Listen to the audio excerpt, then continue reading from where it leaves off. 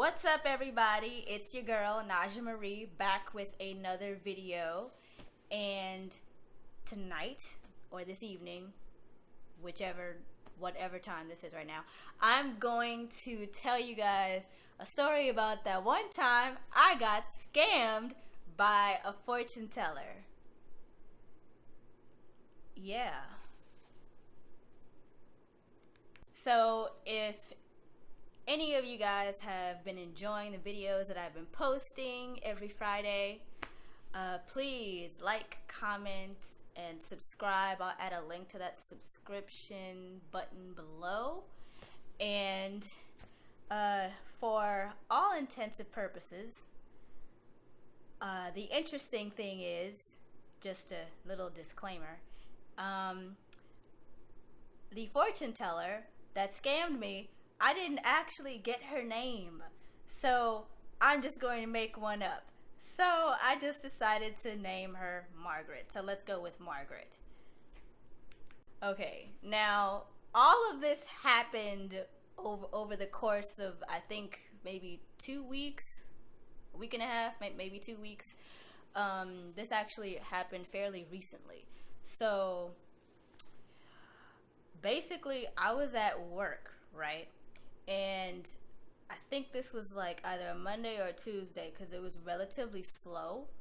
And I was at my job, sitting by myself, catching up on my Netflix shows, when I noticed that there's like this old lady like walking up and down the strip mall that my job is located in.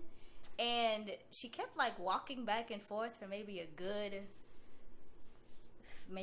5 or 10 minutes until she was gone. And then maybe 30 to 45 minutes later, she walks into my job, and I'm thinking that, oh, okay, she's a customer, so I guess I have to give her the works. So I introduce myself, I tell her my name and everything, and I start asking her, okay, well, what brings you into the store? Because I'm thinking that she wants to buy some hair products, because I'm thinking that she's a customer, right? Wrong. Okay, so once this lady, Margaret, is in the store, she starts talking to me about how my energy just compelled her to come into the store because she really wanted to read me. And I'm looking at her like, oh, okay. But in the back of my mind, I'm just completely skeptical because I'm thinking, well, what's this random lady doing walking around a strip mall attempting to read people because she's a fortune teller?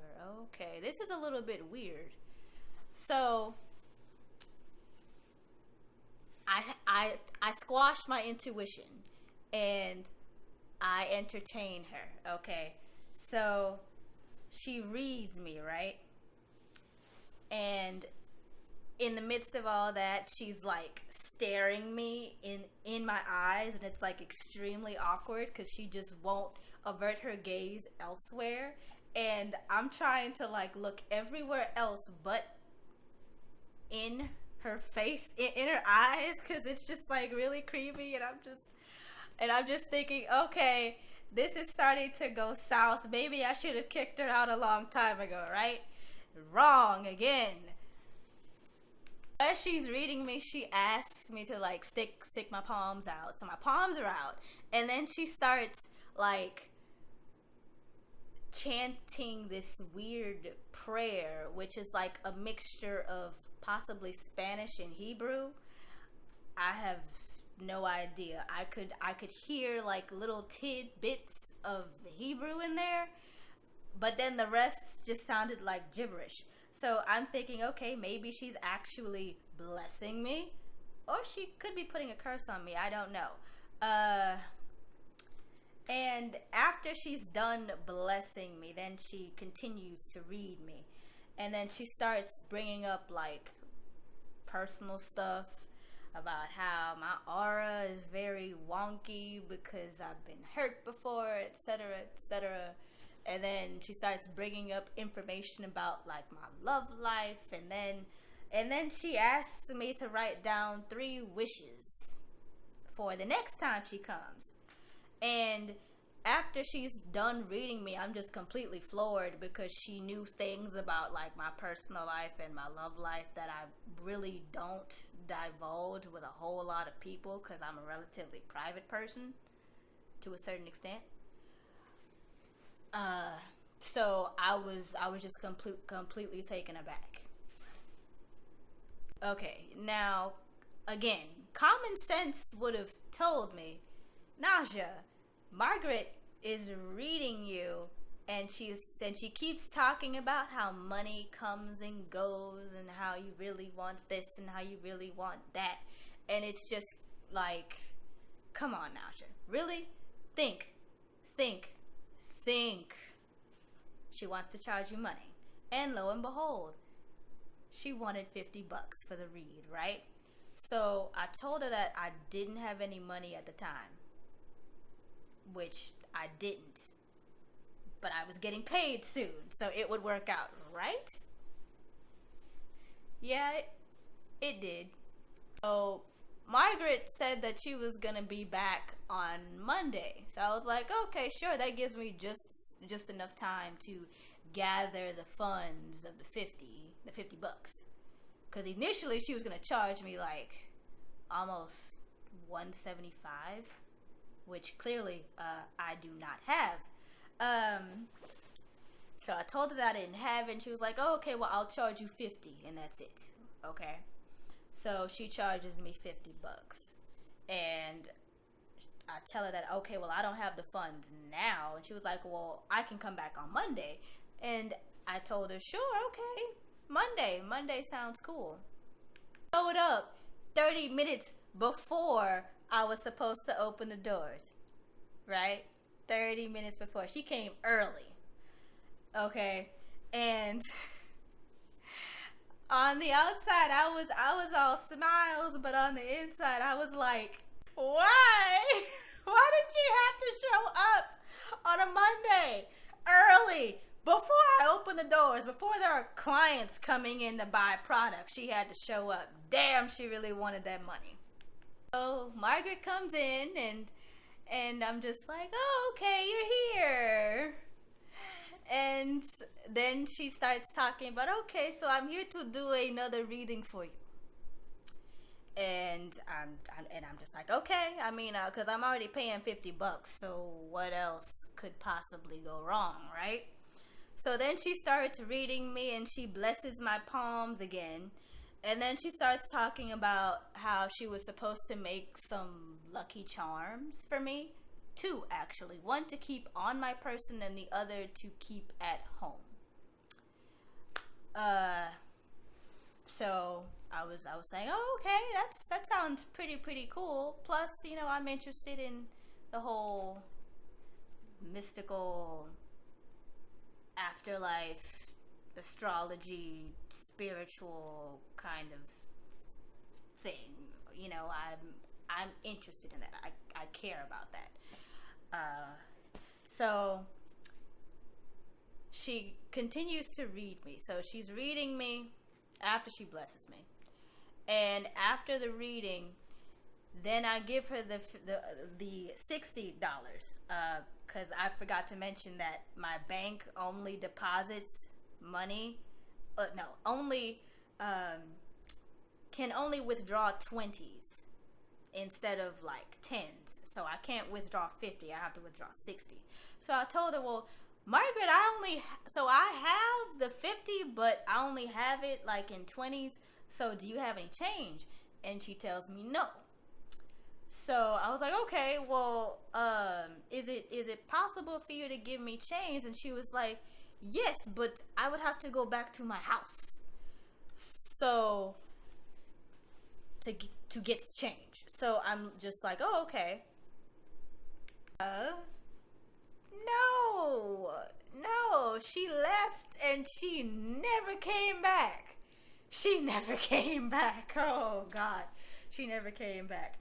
Wow. So, Yeah, that was definitely something. I got scammed out of $85. Out of $85. Which might not seem like much. That might be chump change, but in my world, $85 goes a long way. So, yeah. Wow. Come to part 2 of this story, where later on that the following week, actually, I think it was a Tuesday or a Wednesday, because it was like raining outside, really, really like kind of bad, and again, traffic was slow. So I'm at my job by myself, editing some footage for a video, and there's another weird lady walking outside, back and forth, up and down the strip mall, and she pops into the store. And I'm thinking to myself, hope she doesn't come into the store and try to scam me like Margaret did. So she walks into the store, and I'm giving her the whole sales associate spiel, giving her great customer service, and she sits in one of the chairs that's directly next to the entrance to the store. And she's sitting there all quiet, and then she decides to make small talk. And me, I don't mind small talk, but at the same time, like, if you're not in here to purchase anything, then you kind of might want to leave. Just saying. Like, this lady she can come in the store as long as she buys something, okay? So she walks into the store. I give her the whole sales associate spiel, and she's like, okay. So she sits down in one of the chairs that's near the entrance and continues to make small talk with me. And then there are some periods of like awkward silence. And for the sake of this story, I'm just going to call her Barbara, because I didn't get a name for her either. Okay, so Barbara continues to make small talk. There are periods of awkward silence. And then she starts pointing at different products, attempting to find out how much each item costs. So I'm giving her the prices, and she starts talking about, well, I only have $10. So what could I possibly purchase in here that's like under $10? And I told her point blank, maybe this small bottle of like hair oil or something, but other than that, everything in here is over $10. Just about over $10. So she was like, oh, okay. And then she continues to make small talk that's completely disjointed, not really cohesive. So I'm just standing there biding my time, because it does kind of get lonely at my job on slow days. And I'm trying to figure out where the conversation is going, because it's not really going anywhere.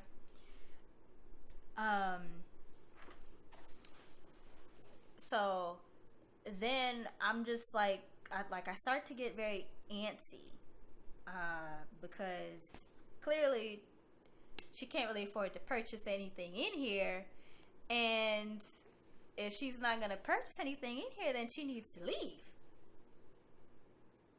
So then Barbara, she asked me, like if I could loan her some change so that she can go get something to eat, even though she already mentioned that she had $10 in her pocket.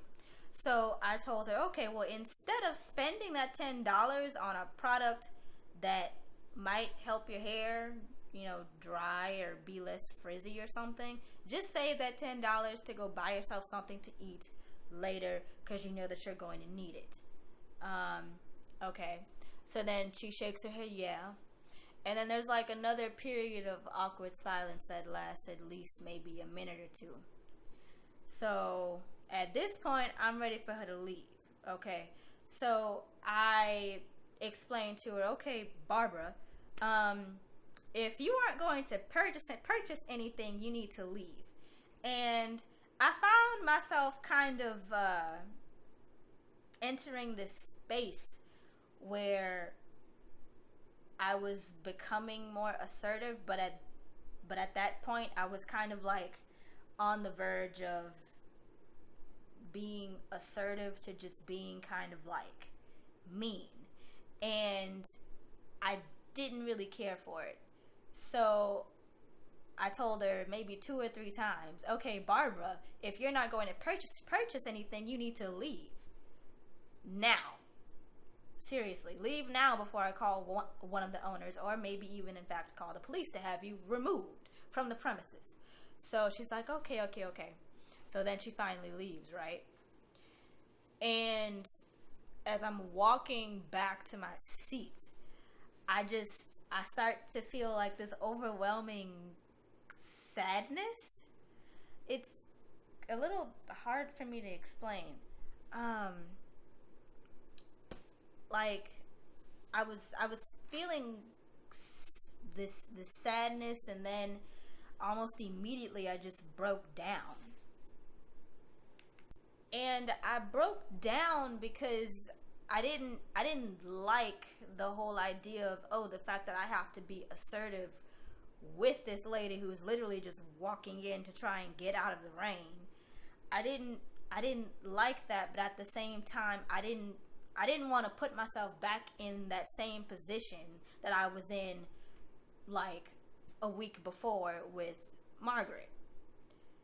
And that whole experience just made me kind of question, I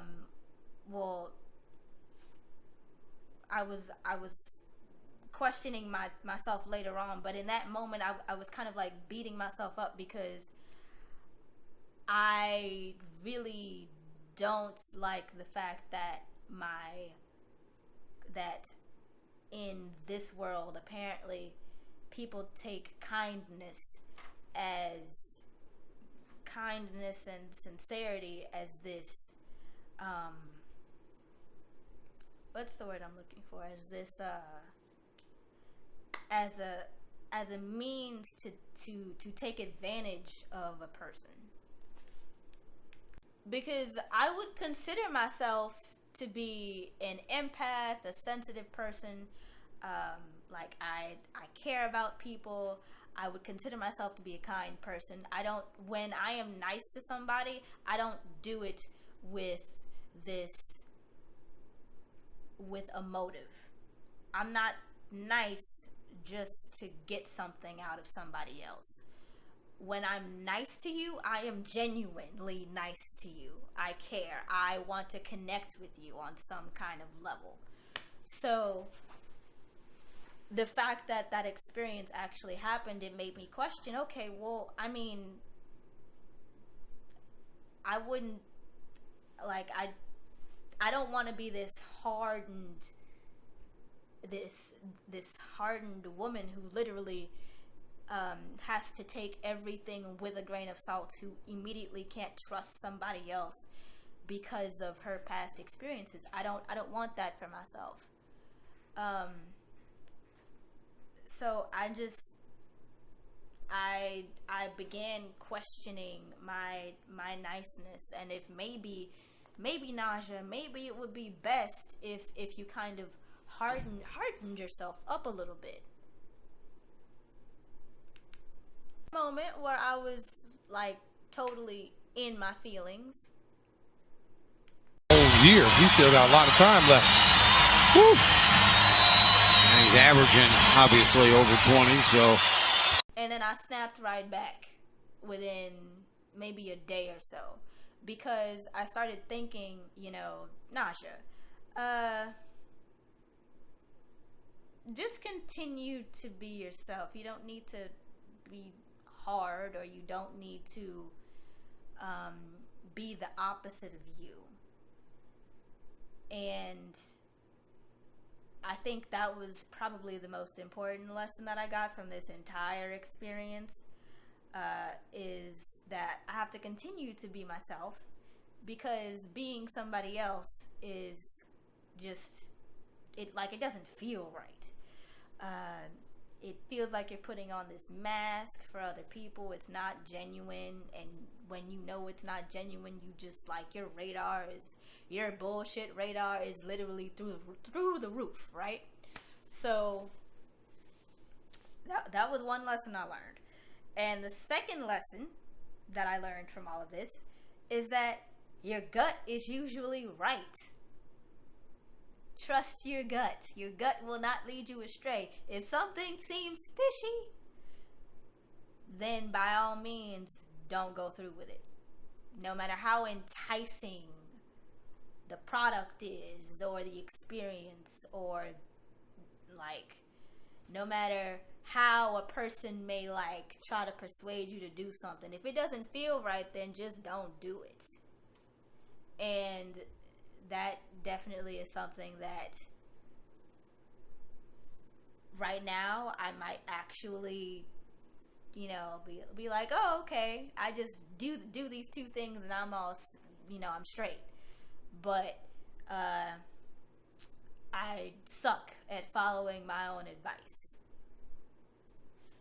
I can give advice, but I can't, I can just follow it to a certain extent.